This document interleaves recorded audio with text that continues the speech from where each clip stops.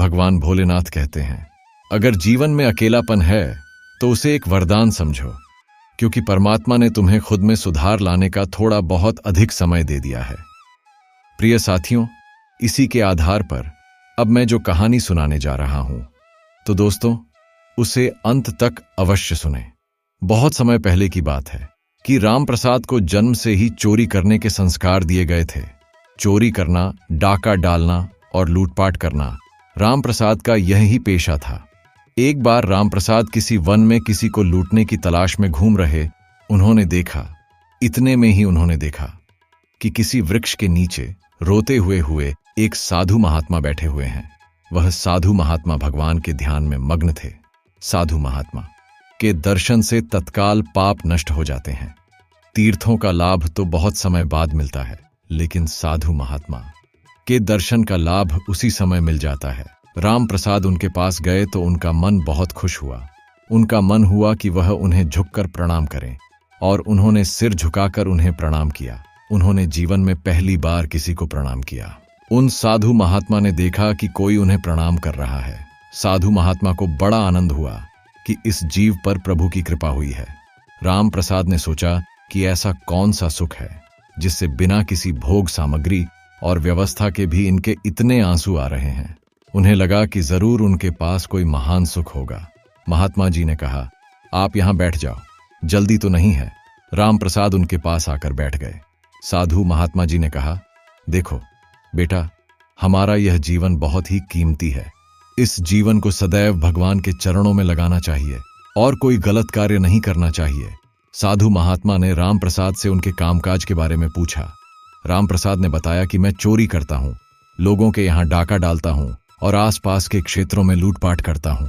साधु महात्मा ने कहा, यह तो बहुत ही गलत कार्य है। तुम्हें दूसरों का धन चुराने से और उन्हें पीड़ा देने से इंसान का सब कुछ नष्ट हो जाता है। तुम्हारे ऊपर भगवान की कृपा हुई है, इसलिए आज से ही सोच लो कि तुम आज के बाद कभी चोरी नहीं करोगे। राम प्रसाद ने हाथ जोड़कर कहा, महाराज, ऐसा कभी भी नहीं हो सकता है। यही मेरी जीविका है, इसी कार्य से मेरा जीवन जुड़ा है और बचपन से हमें चोरी करना सिखाया है और अब हमारी यह आदत बन गई है। मेरे बड़ों ने हमें यह बात बताई थी कि मैं कभी यह चोरी का धंधा न छोड़ूं, परंतु अब आपसे मुझे विशेष श्रद्धा हो रही है। मेरा पूरा मन आपकी तरफ हो रहा है। आप इसके सिवा और जो चाहे जो उपदेश हो वह दे दीजिए। यदि मैं आपको वचन दे दूंगा तो मैं अपने जीवन में वही करूंगा जो आप कहेंगे। अब साधु महात्मा ने कहा कि अगर तुम चोरी करना नहीं छोड़ सकते तो मेरी यह 4 बातें मान लो। पहली बात, हमेशा सच बोलना, और दूसरी बात, साधु महात्मा की सेवा में रुचि रखना। जब भी कोई साधु महात्मा दिखाई दे तो उन्हें तुरंत प्रणाम करना और उनसे आदर और सम्मान से बात करना। कभी तुम्हारे घर साधु महात्मा आ जाए तो उन्हें भूखा मत जाने देना। उनको जल और भोजन ग्रहण कराना और उनकी सेवा करना। तीसरी बात, आज के बाद बिना भगवान को चढ़ाए हुए ना जल पीना और ना ही भोजन ग्रहण करना। और आखिरी बात, कहीं भी अगर भगवान की आरती हो रही हो तो बिना दर्शन किए वहां से मत जाना। राम प्रसाद ने साधु महात्मा जी को प्रणाम किया और जीवन भर उन 4 बातों का पालन करने का वचन दिया। साधु महात्मा सेवा का चमत्कार। राम प्रसाद लूटपाट आदि करके धन लाते, उस धन से साधु सेवा करते और फिर जो बचता उससे अपने परिवार को खिलाते। एक दिन साधु महात्मा की एक मंडली उनके घर पर आई तो उन्होंने तुरंत उठकर साधु महात्मा को दंडवत प्रणाम किया और उन्होंने देखा कि घर में कुछ खाने के लिए नहीं है, तो उन्होंने बाजार जाकर दुकानदारों से उधार मांगा, लेकिन दुकानदारों ने उन्हें मना कर दिया। उस समय मक्के की फसल की कटाई चल रही थी। उन्होंने देखा कि किसान लोग सो रहे हैं। वे एक बड़ी सी चद्दर लेकर गए और जल्दी से मक्के भर कर ले आए और उन्होंने साधु महात्मा के भोजन बना दिया। मक्के की रोटियां बना दी। राम प्रसाद बहुत मोटे थे तो खेत में उनके पैरों के चिन्ह बन गए।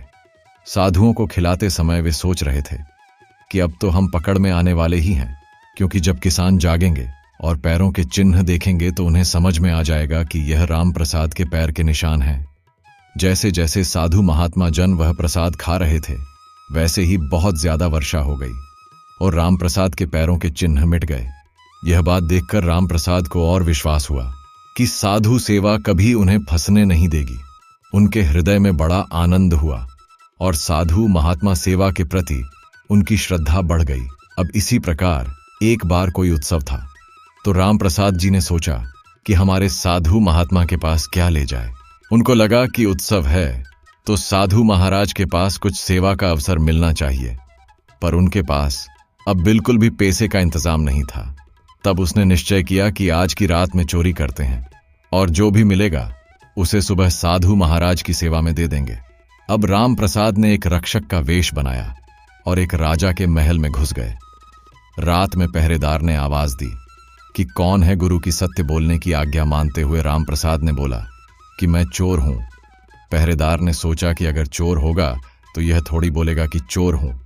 पहरेदार को लगा कि यह कोई राजा का खास आदमी है, तभी इतना निर्भर होकर कह रहा है कि चोर है। रक्षक के वेश में राम प्रसाद ने राजा के घोड़ों में से एक बहुत ही अच्छा घोड़ा लिया और उस पर सवार होकर निकले। उनकी वेशभूषा देखकर पहरेदार ने फिर पूर्ण उनको नहीं रोका। वहां से निकलकर उन्होंने सोचा कि घोड़े को कहीं बेच देंगे। रास्ते में सुबह सुबह मंदिर में मंगला आरती हो रही थी। उन्होंने सोचा कि महात्मा जी की आज्ञा है कि आरती हो रही हो तो जरूर दर्शन करना चाहिए। उन्होंने घोड़े को बांध दिया और आरती के दर्शन करने के लिए चले गए। जब पहरेदार ने सोचा कि राजा का कोई आदमी होता तो सबको सूचना होती, तब उन्हें समझ आया कि वास्तव में वह चोर ही था। राजा के सैनिकों ने पीछा किया और वहां पर पहुंच गए जहां जिस पेड़ से घोड़ा बांधकर राम प्रसाद आरती का दर्शन करने गए थे। सिपाहियों ने देखा तो घोड़ा वहीं था, पर उसका रंग बदल गया था। काले रंग का घोड़ा अब सफेद रंग का हो गया था।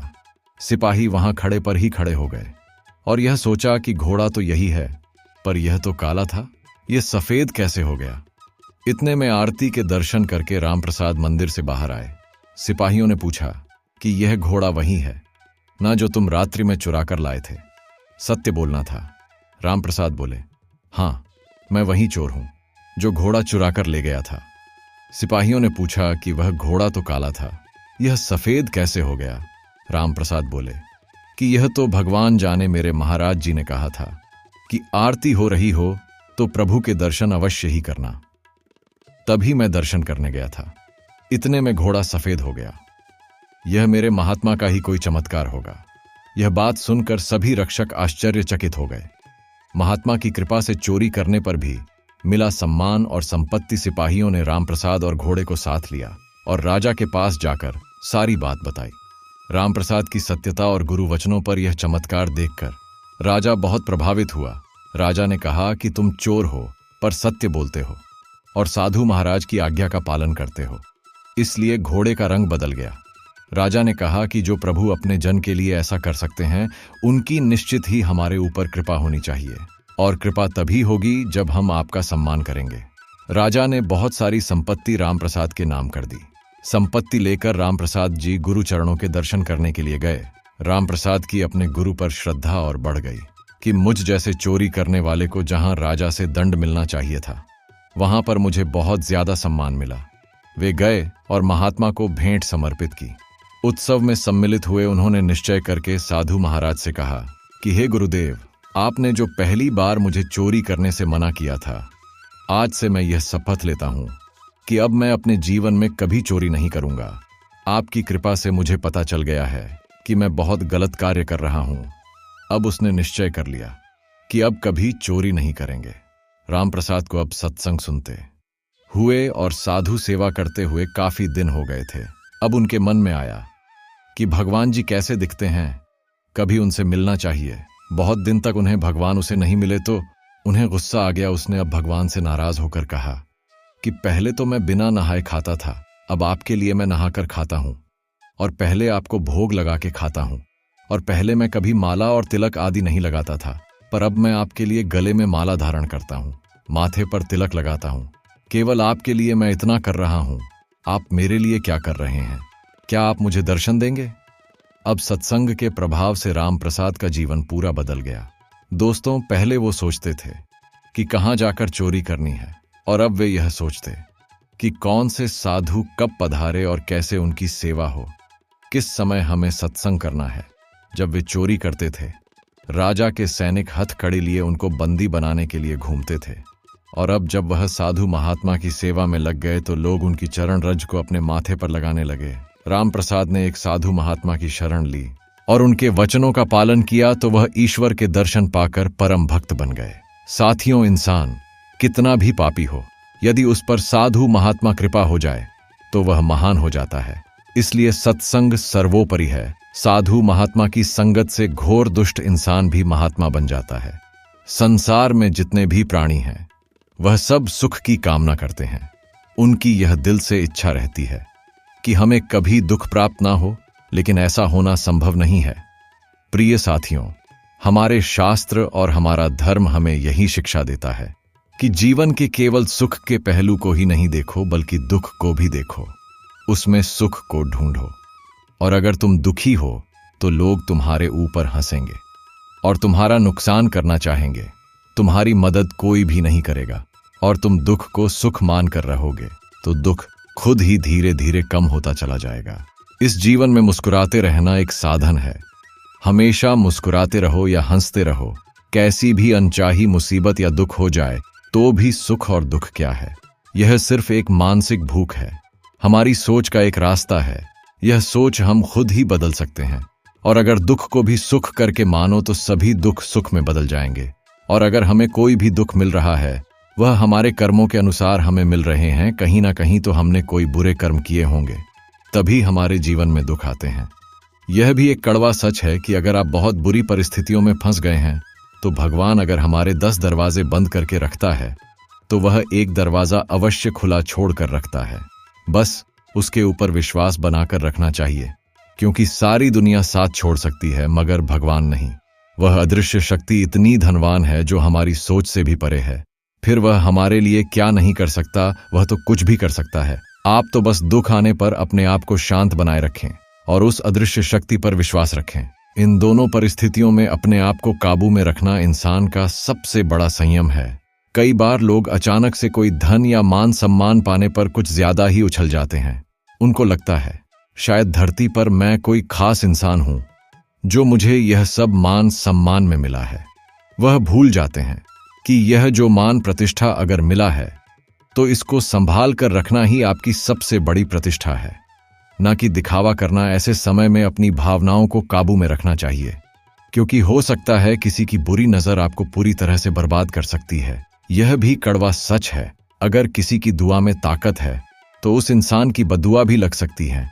अगर दिखावा करना भी है तो भगवान के आगे आप अवश्य ही उसका धन्यवाद करिए कि हे भगवान, आपने जो कुछ भी दिया है मुझे वह आपकी ही कृपा से मिला है। मेरी कोई औकात नहीं थी यह सब कुछ प्राप्त करने की, क्योंकि मनुष्य अगर मेहनत करता यह जरूरी नहीं वह उसको सब कुछ मिल जाए। दोस्तों, मेरा तो यहां तक मानना है कि मेहनत तो पूरे दिन एक ऑटो रिक्शे वाला भी करता है, पर उसे हासिल तो कुछ नहीं भी होता है। कुछ लोग तो कुछ मिलने पर अपने आप को यह साबित करने में लग जाते हैं। यह सब तो हमारी मेहनत का फल है। आप अब सड़कों पर काम करने वाले और रिक्शा वालों को भी याद करो कि मेहनत वो लोग भी करते हैं, पर उनको कुछ ज्यादा हासिल नहीं होता है। इसलिए अपनी सफलता में हमेशा भगवान को याद रखो, उसको धन्यवाद देते रहे कि हे भगवान, जो सब कुछ भी मुझे मिला था आपकी कृपा से मिला है, मेरी कोई औकात नहीं थी। दोस्तों, हमारी जिंदगी एक रेस की तरह है। हम सब भी जिंदगी की उस रेस में ही चल रहे हैं। जिस प्रकार नदी बहती रहती है और अंत में जाकर समुद्र से मिल जाती है, उसी तरह हमारे जीवन की रेस भी बहुत लंबी होती है और आखिर में हम भी अपना सब कुछ, रुपए पैसे, महल चौबारे को छोड़कर अंत में भगवान की शरण में चले जाते हैं और हमारे साथ कुछ भी नहीं जाता है। हम जन्म के समय मुट्ठी बंद करके आते हैं, पर मरते समय मुट्ठी खुली ही जाती। हमारे साथ तो हमारा कुछ भी नहीं जाता है। दोस्तों, इसलिए इस संसार में किसी भी प्रकार के सुख दुख को ज्यादा मन पर ना लगाए। जो कुछ भी हो रहा है अच्छा के लिए ही हो रहा है, यह सब मानकर ही जीवन जीना चाहिए। प्रिय साथियों, भगवत गीता हम सबके लिए वह ग्रंथ है जो हमारे जीवन के हर पड़ाव पर हमें सीख देती है कि जिस इंसान ने गीता अच्छी तरह से पढ़ ली और बार बार पढ़कर उसके अर्थ को समझ लिया, तो वह इंसान कभी भी सुख और दुख के अनुभव को होने पर किसी भी प्रकार से दुखी नहीं होता है, क्योंकि उसको पता है कि जिंदगी का असली सार ही यही है कि हम सबको अपने जीवन में अपने आप पर कभी भी घमंड नहीं करना चाहिए। अपने जीवन में खुद के तो पेड़ की पत्तियों की तरह है, ना तो सुख आने पर बहुत खुश होइए और ना ही दुख आने पर घबराए। जो भी हो रहा है अच्छे के लिए हो रहा है, बस यही सोचकर अपने जीवन को निर्वाह करें और इन दोनों को बस भगवान को समर्पण कर दें। यह आपकी चिंता का विषय नहीं है। जिसने हमें जन्म दिया तो उसने भी हमारे लिए कुछ सोच रखा होगा। बस उस अदृश्य शक्ति पर विश्वास रखें। दोस्तों, जो भी हो रहा है वह अच्छे के लिए हो रहा है। जीवन में जब भी कठिनाइयों का सामना करना पड़े तो यही सोचकर अपने मन को शांत रखें कि सब कुछ ईश्वर की इच्छा और योजना के तहत हो रहा है। हमें अपने प्रयासों को पूरी निष्ठा और समर्पण के साथ करना चाहिए, लेकिन परिणाम की चिंता छोड़कर उसे ईश्वर के चरणों में समर्पित कर देना चाहिए। जिसने हमें इस संसार में भेजा है उसने हमारी हर आवश्यकता और हमारे भविष्य के लिए पहले से ही योजना बना रखी है। इस अदृश्य शक्ति पर विश्वास रखना ही हमारी सबसे बड़ी शक्ति है। यही विश्वास हमें हर परिस्थिति में धैर्य और साहस प्रदान करता है। और आप यह सोचिए कि ईश्वर कभी भी अपने भक्तों का अहित नहीं करते। आपके जीवन में जो कठिनाई, संघर्ष या परेशानी आ रही है वह आपको मजबूत बनाने और आपकी क्षमता को परखने के लिए है। जिस प्रकार सोना आग में तपकर निखरता है, उसी तरह ईश्वर हमें जीवन की परीक्षाओं से गुजराकर बेहतर इंसान बनाते हैं। आपको बस अपना कर्म पूरी ईमानदारी और समर्पण के साथ करना है। परिणाम की चिंता मत कीजिए, क्योंकि जो ईश्वर ने आपके लिए लिखा है वह हमेशा आपके जीवन को सुंदर और अर्थपूर्ण बनाएगा।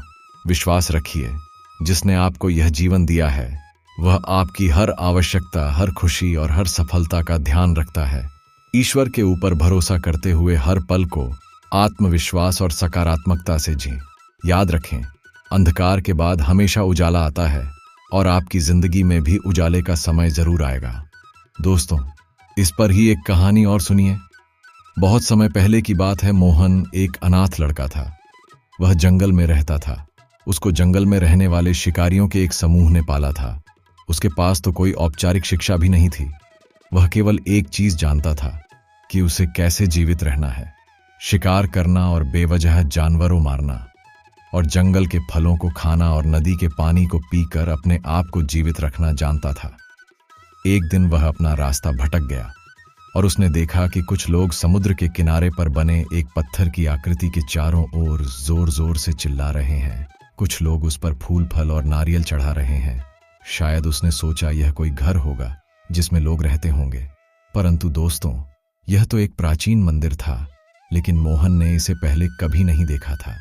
वह इसके बारे में जानने के लिए वह बहुत ही उत्सुक था।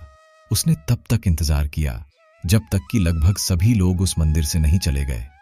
अब उसने एक युवा लड़के को पत्थर की इमारत से बाहर आते देखा और उससे बात करने का फैसला किया। और मोहन ने उससे अपने मन में आए कई सवाल पूछे। उसका पहला सवाल यह किया कि इस मकान को क्या कहा जाता है, लोग अपने साथ क्या लाते हैं, फिर उन चीजों को अंदर वाले मकान में क्यों छोड़कर वापस आ जाते हैं। चीजों को अपने साथ लाना और उन्हें अंदर छोड़कर वापस चले जाने पर वह लड़का मोहन की अज्ञानता व मासूमियत पर बहुत ही हैरान था और उसके सवालों से अचंभित भी था। पर यह वह नहीं जानता था कि वह पास के जंगल में रहता है और शिकार करके ही अपना जीवन यापन करता है। लेकिन फिर भी उसने उसके सवालों के जवाब देने की पूरी कोशिश की। उसने मोहन को बताया, यह भगवान भोलेनाथ का मंदिर है। लोग यहाँ उन्हें फल और फूल चढ़ाने आते हैं। वे भोलेनाथ भगवान से जो चाहते हैं वह मांगते हैं और भोलेनाथ उनकी सभी की प्रार्थनाएं को सुनते हैं।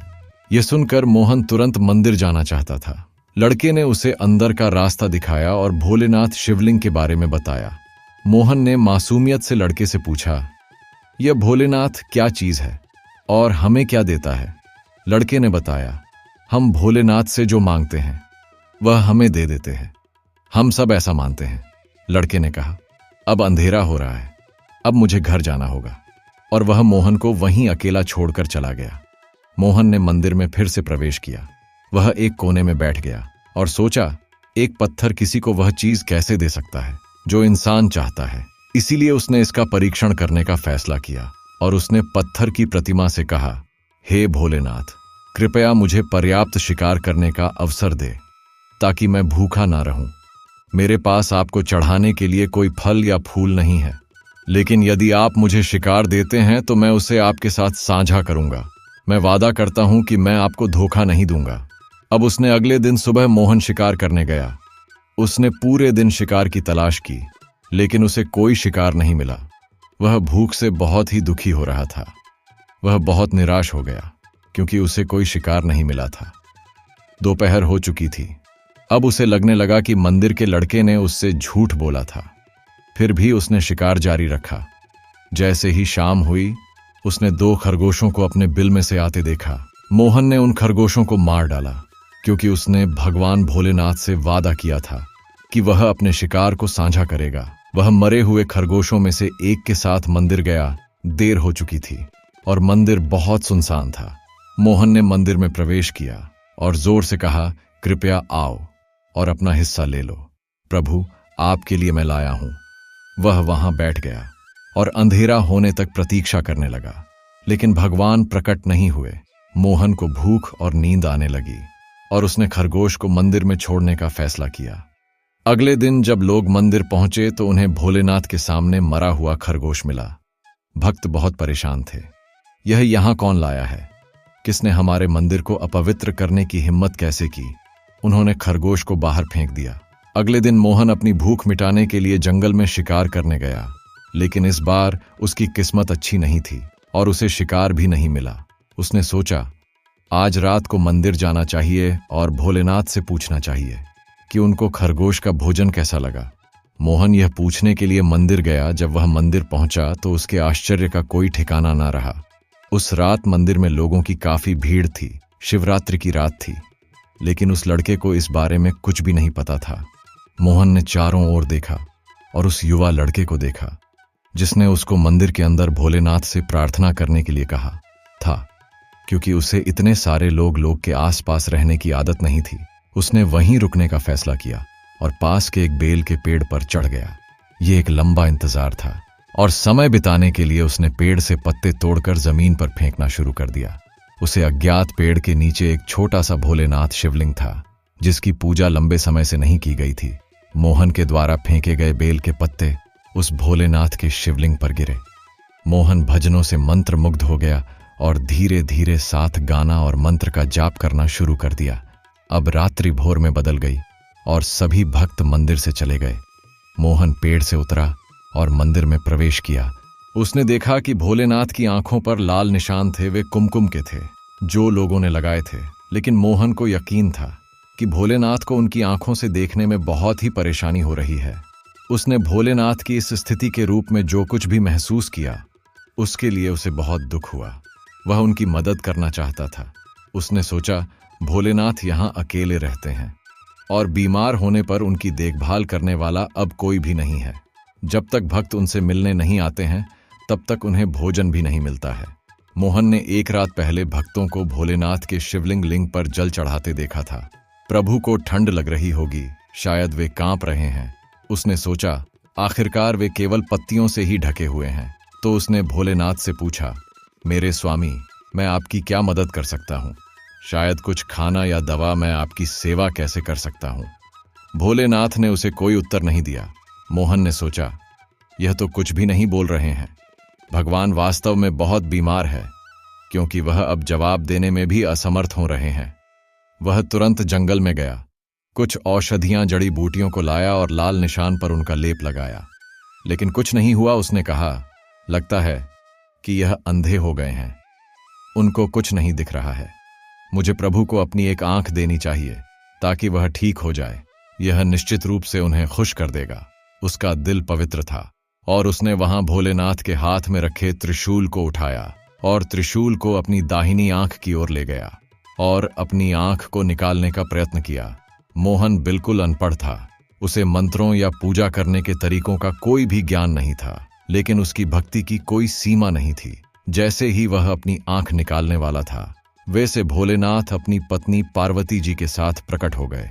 उन्होंने पार्वती जी से कहा, इस भक्त मोहन ने अनजाने में शिवरात्रि पर उपवास किया, बेल के पत्तों से मेरी पूजा की और साबित किया कि उनका दिल बेदाग व पवित्र है। मैं अपने इस भक्त पर काफी प्रसन्न हूं। अब भगवान शिव ने मोहन से कहा, तुमने मुझे अपनी मासूमियत के कारण जीत लिया है। हम तुम्हारी भक्ति से प्रसन्न हैं।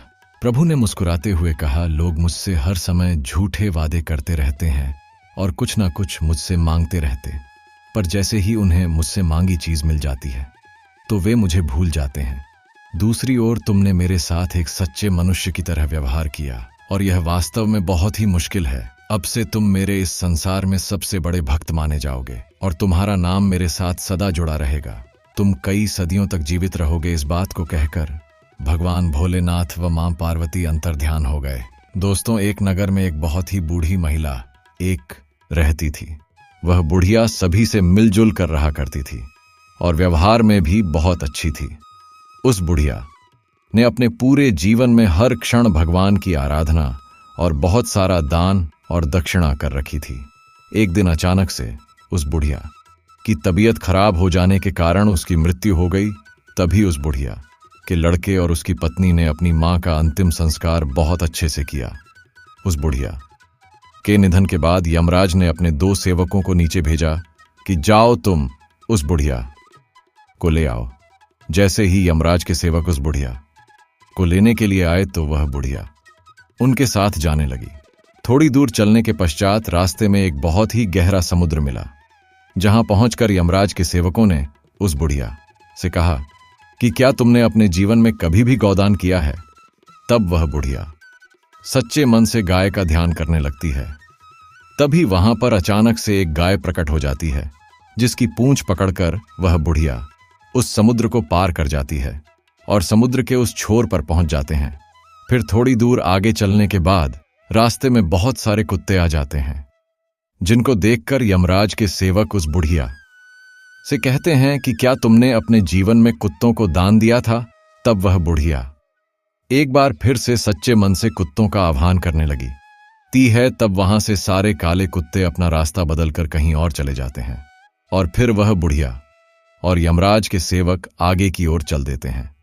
थोड़ी दूर चलने के पश्चात एक तोता उस बुढ़िया के सिर पर अपनी चोंच से कड़ा प्रहार करने लगता है, जिसको देखकर यमराज के सेवक उस बुढ़िया से पूछते हैं कि क्या कभी तुमने अपने जीवन में किसी भी ब्राह्मण की लड़की के सिर पर तेल से मालिश की है या नहीं? थोड़ी दूर चलने के पश्चात जब वह बुढ़िया, तभी यमराज अपने सेवकों से कहते हैं कि इस बुढ़िया ने अपने पूरे जीवन में बहुत सारा दान और बहुत सारे पुण्य किए हैं, लेकिन इस बुढ़िया ने धर्मराज महाराज की कोई भी पूजा अर्चना नहीं की है, जिसके कारण यह बुढ़िया आगे नहीं जा सकती है। यह सुनकर वह बुढ़िया बहुत आश्चर्यचकित हो जाती है, जिसके बाद उस बुढ़िया ने यमराज से कहा कि आप मुझे 7 दिन का समय दे दीजिए और मुझे वापस धरती लोक पर भेज दीजिए, जिसके बाद मैं इन 7 दिनों में धर्मराज की पूजा अर्चना, उनका व्रत और उद्यापन करके वापस आ जाऊंगी। जिसके बाद यमराज इस बुढ़िया को 7 दिन का समय दे देते हैं और धरती लोक पर वापस भेज देते हैं। धरती लोक पर वापस पहुंचकर जब सभी लोग उस बुढ़िया को देखते हैं तो उनसे डरकर चारों तरफ भागने लगते हैं और कहने लगते हैं कि यह भूत बनकर वापस आ गई है, भागो यहां से। यहां तक कि जब वह बुढ़िया अपने बेटे और बहू के पास जाती है तो वह भी उनसे डरकर अपने दरवाजे को बंद कर लेते हैं। जिसके बाद वह बुढ़िया अपने बेटे बहू को और सभी लोगों को बताती है कि मुझे यमराज ने 7 दिन का समय दिया है, क्योंकि मैंने धर्मराज का कोई भी व्रत, उद्यापन और पूजा नहीं की है, जिसको ना करने की वजह से मैं स्वर्ग लोक में नहीं जा सकती हूं। अब मैं यहां धरती लोक में धर्मराज की पूजा अर्चना, उनका उद्यापन करने आई हूं। यह सुनकर उस बुढ़िया के पुत्र और उसकी पत्नी अपनी मां को पूजा करने के लिए सभी वस्तुएं लाकर दे दी। जिसके बाद वह बुढ़िया धर्मराज की पूजा करना शुरू कर देती है और उनका उद्यापन करने के बाद जब वह सभी को कहानी सुनाना शुरू करती है तो सभी लोग वहां से उठकर भाग जाते हैं। जिसके बाद वह बुढ़िया अपनी पड़ोस में एक औरत से कहानी सुनने का आग्रह करती है और वह औरत कहानी सुनने को तैयार हो जाती है। जिसके बाद वह बुढ़िया उसको पूरी कहानी सुना देती है और पूजा अर्चना करने के 7 दिन बाद धर्मराज उस बुढ़िया से प्रसन्न होकर उसको स्वर्ग में आने के लिए अपने सेवकों को नीचे धरती लोक पर भेज देते हैं। उस जहाज को देखकर सभी लोग बहुत ही आश्चर्यचकित हो जाते हैं। जिसके बाद सभी लोग उस बुढ़िया से कहानी सुनने के लिए निवेदन करने लगते हैं और तभी वह बुढ़िया सभी को कहानी सुनाती है। जिसके बाद सभी लोग उनके वाहन में बैठकर स्वर्ग लोक पहुंच जाते हैं। स्वर्गलोक में सभी लोगों को देखकर धर्मराज कहते हैं कि मैंने तो सिर्फ इस बुढ़िया के लिए अपना वाहन भेजा था, मगर यहां पर तुम लोग कैसे आ गए। तो दोस्तों, इस कहानी से हमें यह सीख मिलती है कि सच्चे मन से की गई पूजा कभी व्यर्थ नहीं जाती है। इसी प्रकार प्रिय साथियों, एक समय की बात है, एक गांव में एक आदमी रहता था जिसका मन बहुत ही ज्यादा भटकता रहता था। वह हमेशा तनाव में रहती था और अपने मन को शांत करना चाहता था, लेकिन उसे कोई भी उपाय नजर नहीं आ रहा था। उसके जीवन में अनेक प्रकार के दुख थे, जहां वह हमेशा अपने दुखों का और तनाव में जीवन यापन करती थी।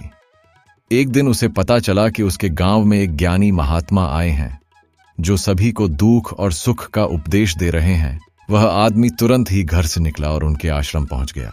वहां पहुंचने पर उस युवक ने देखा कि वहां सभी ग्रामवासियों को ज्ञानी महात्मा उपदेश दे रहे हैं।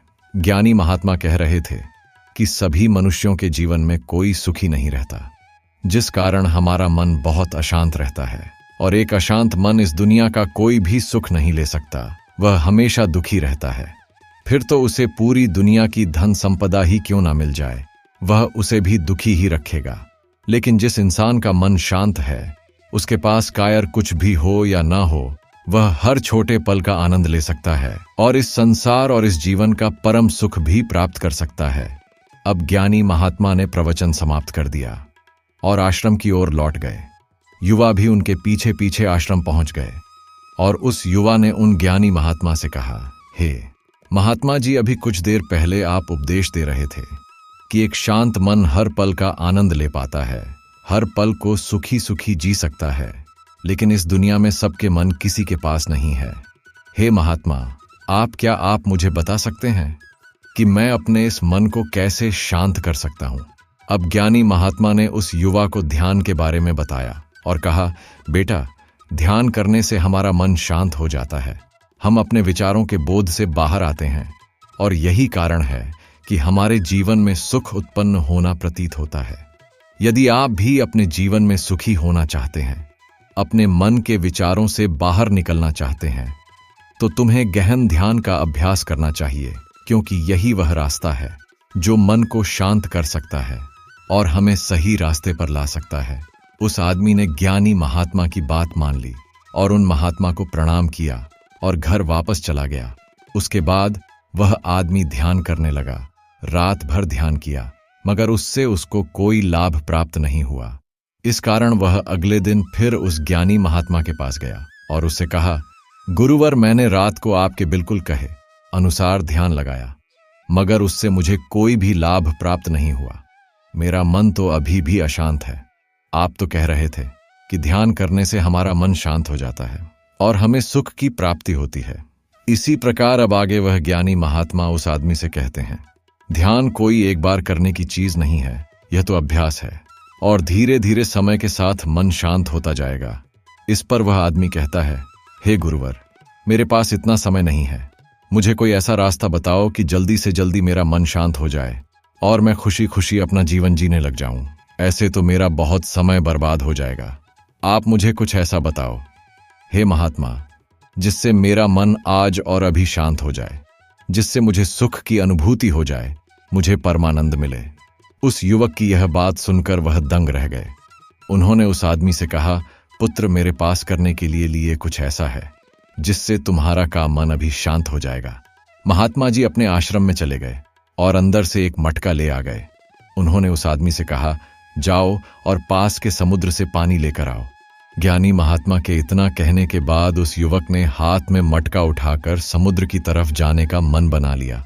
वह मन ही मन सोच रहा था कि लगता है यह महात्मा पागल है, इनको कुछ नहीं पता है, मगर यह भी तो अच्छा है कि मेरे जीवन में शांति कैसे हो सकती है और मेरा मन शांत कैसे हो सकता है। लेकिन उसके पास कोई रास्ता नहीं था, जिस कारण से वह गया और समुद्र के पास पहुंच गया। उसने समुद्र से उस घड़े में पानी भरना शुरू कर दिया, लेकिन जैसे ही वह घड़े में पानी भरता है तो घड़े का पूरा पानी बाहर निकल जाता है। उसने देखा कि घड़े के चारों ओर छोटे छोटे छेद हैं, जिससे पानी तेजी से बाहर निकल रहा था। उसने कई बार कोशिश की, परंतु बार बार कोशिश करने के बाद भी वह घड़े को पूरा नहीं कर पाता है हार कर वह वापस महात्मा जी के पास लौटा और क्रोधित होकर बोला, आपने यह कैसा घड़ा दिया है? इसके विपरीत दिशा में छेद किया गया है। मैं इसमें पानी कैसे डाल सकता हूं?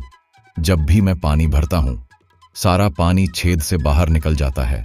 इस घड़े को मैं पूरा नहीं भर सकता हूं। इसी प्रकार अब उस ज्ञानी महात्मा ने उस युवा को शांत मन से बोला, बेटा शांत हो जाओ, मैं तुम्हारे प्रश्न का उत्तर ही तो दे रहा हूं। यदि तुम गुस्से में इस उत्तर को देखेंगे तो इसे सुरक्षित करना कठिन हो जाएगा। इसलिए शांत हो जाओ और मेरी बात का प्रयास करो। यह जो घड़ा करता है, इसे अपना मन समझो, जाने की जगह ना बचे। क्या तुम इस घड़े को इस प्रकार भर सकते हैं? इस पर वह आदमी कहता है, हे महात्मा, मैं इस घड़े को लबालब नहीं भर सकता हूं, क्योंकि जब भी मैं पानी भरता हूं सारा पानी निकल जाता है। इसी तरह वह महात्मा उस आदमी से कहते हैं, ठीक इसी तरह हम भी अपने मन को कभी नहीं भर सकते हैं। हम छोड़ देंगे, वह सब कुछ हमारे शरीर के द्वारा बाहर आ जाता है। फिर से वह क्रोधित हो जाता है, प्रेम हो जाता है, या फिर से हम जो भी अपने अंदर देते हैं वह हमारे अंदर से बाहर भी दिखाई देता है, क्योंकि यह हमारे मन का है। जब हम इस मन को भरना चाहते हैं तब आपका अपना समय बर्बाद हो रहा है, क्योंकि जिस चीज से तुम अपने मन को भरोगे वह तो बाहर निकलेगी। उस आदमी को अपनी सहजता का एहसास हुआ। अब आदमी ने उन ज्ञानी महात्मा से कहा कि आपने सच कहा, मैंने कभी इसके बारे में भी नहीं सोचा कि मैं अपना जीवन अपने आप ही बर्बाद कर रहा था। ठीक है, मैं तो यहां हूं, लेकिन आज आपने मेरी पोल खोल दी।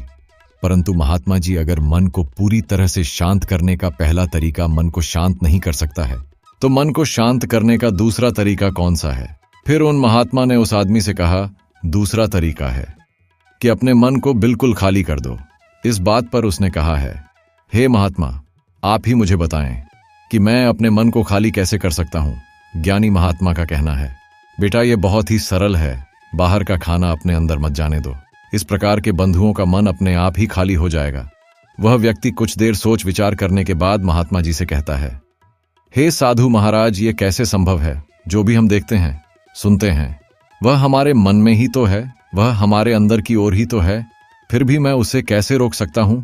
इस पर ज्ञानी महात्मा मुस्कुराने लगे और उस आदमी से कहते हैं, बेटा मन को केवल ध्यान से ही जीता जा सकता है, और एक दिन ध्यान करने से कुछ नहीं होने वाला। हमें इसके लिए समय देना होगा, हमारे लिए धैर्य रखना होगा, इसका निरंतर अभ्यास करना होगा। आगे ज्ञानी महात्मा उस युवा से कहते हैं, बेटा क्या तुम्हें प्यास लगी है? तब वह महात्मा से कहता है, मुझे बहुत जोरों की प्यास लगी है। इस पर एक ज्ञानी महात्मा ने उस युवा को पानी पिलाया और कहा, यह लो पानी पी लो, इससे तुम्हारी प्यास बुझ जाएगी। लेकिन मुझसे एक बात बताओ, क्या आज पानी पी लेने से फिर कभी जीवन में पानी पीना शुरू नहीं होगा? तुम क्या फिर कभी मेरे पानी नहीं मांगोगे? इस पर वह आदमी कहता है, महात्मा आप कैसी बातें कर रहे हैं? पानी तो हमारे जीवन का एक हिस्सा है, इसके बिना तो हम मर जाएंगे, और आप कह रहे हैं कि आज पानी पी लो और उसके बाद मैं कभी पानी नहीं पीऊं। यह सब कैसे संभव है? पानी तो हम हर रोज पानी पीते हैं। ज्ञानी महात्मा ने उस युवा से कहा, ठीक है, इसी तरह एक दिन के ध्यान से हमारा मन शांत नहीं हो सकता। वह भी रोज भूखा रहता है और उसे भी रोज रोज हमें आहार देना होता है, उसे भी रोज पानी पीना चाहिए। हमें हर दिन ध्यान लगाने की आवश्यकता होती है, और ठीक उसी तरह हमें हर दिन ध्यान लगाने की भी आवश्यकता होती है। विचार उत्पन्न करना बंद कर देता है। आगे वह ज्ञानी महात्मा उस युवा से कहते हैं, बेटा तुम ही तो कह रहे थे कि रात भर ध्यान लगाया है, लेकिन उसके बाद भी तुम्हारा मन शांत नहीं हो रहा है। बेटा तुम तो 1 घंटे के लिए ध्यान करना चाहते हो सके तो पूरे दिन भर ध्यान करो, लेकिन इसका लाभ भी केवल कुछ समय के लिए ही मिल सकता है। कि आप अगर 1 घंटे के लिए शांत रहे या फिर केवल कुछ दिन के लिए, लेकिन वह फिर से शांत हो जाएगा। प्रिय साथियों, इतना सब जानकर वह आदमी कहता है, आप सत्य कहते हैं, मैं ही गलत था, मेरी गलती है। मैं अपने मन को शांत करके देखता हूं, फिर इसके लिए मुझे कितना भी समय क्यों ना लग जाए। मैं भी उस सुख से मैं अपने मन को पूरी तरह से खाली कर देना चाहता हूं। इतने बड़े पैमाने पर उस आदमी ने उन ज्ञानी महात्माओं की पूजा की और अपने घर लौट आया। दोस्तों, हमारे जीवन में भी कई प्रकार की समस्याएं हैं और हम उन समस्याओं का समाधान करना चाहते हैं। अंत में हमें जो मार्ग दिखाया जाता है वह ध्यान दिया जाता है। हम ध्यान तो करना चाहते हैं, लेकिन हम उसके परिणामों को तुरंत पाना चाहते हैं। जब हम शुरू में ध्यान देते हैं तो हमें उसका कुछ भी लाभ नहीं मिलता है और हमें लगता है कि यह विकल्प है, इससे हमें कोई भी लाभ नहीं होने वाला है, क्योंकि हमें तो कुछ भी जल्दी जल्दी करना चाहिए। लेकिन वास्तविकता तो यही है कि ध्यान सब्र और समय मांगता है और उसके साथ ही शांति भी चाहिए। दोस्तों, इसी तरह एक गांव के एक छोटे से घर में माँ और बेटा रहते थे। बेटा रोहित बचपन से ही अपनी पढ़ाई और काम में बहुत तेज था। उसने हमेशा जीवन में सफलता पाने का सपना देखा था, लेकिन समय के साथ वह अपनी महत्वाकांक्षाओं के पीछे भागते भागते अशांत और चिड़चिड़ा हो गया। वह छोटी छोटी बातों पर गुस्सा करने लगा और अपनी माँ से दूर दूर रहने लगा। माँ ने देखा कि रोहित की यह स्थिति उसके मन की अशांति का परिणाम है। एक दिन माँ ने उसे पास बुलाया और कहा, बेटा, तुम्हारे जीवन में जो शांति है वही तुम्हें सच्ची सफलता तक ले जाएगी, लेकिन तुम्हारा मन अशांत है और अशांत मन कभी सही दिशा में नहीं सोच सकता। माँ, मैं बहुत काम में व्यस्त हूं।